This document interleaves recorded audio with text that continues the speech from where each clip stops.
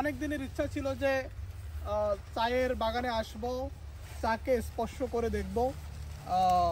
সিলেটবাসীর গর্বের, সিলেটবাসীর অহংকারের যে জায়গাটা সেটা হচ্ছে চা বাগান। সেই চা বাগান আমরা সবাই মিলে এসেছি। আমাদেরকে নিয়ে এসেছে যে PR আহমেদ ভূঁইয়া, বিশিষ্ট শিল্পপতি। তার সহযোগিতায়, তার মাধ্যমে, তার ইচ্ছায় এই সিলেটের যে শাহজালাল মাজার আছে সেই মাজার জিয়ারত করে আমরা এই মুহূর্তে চা বাগানে আছি। এই মুহূর্তে আছি সিলেটের চা বাগানে। আমরা একটা ভালো সময় পার করতেছি, খুবই ভালো দৃশ্য, অসাধারণ দৃশ্য। দেখেন, জীবন অনেক টাকা থাকবে, অনেক কিছু থাকবে, কিন্তু এই আনন্দের সময়গুলো খুঁজে পাবেন না।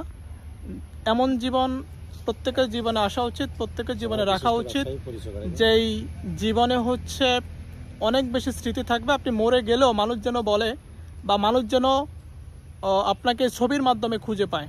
ভালো থাকবেন। এই মুহূর্তে সিলেটের চা বাগানে আছি।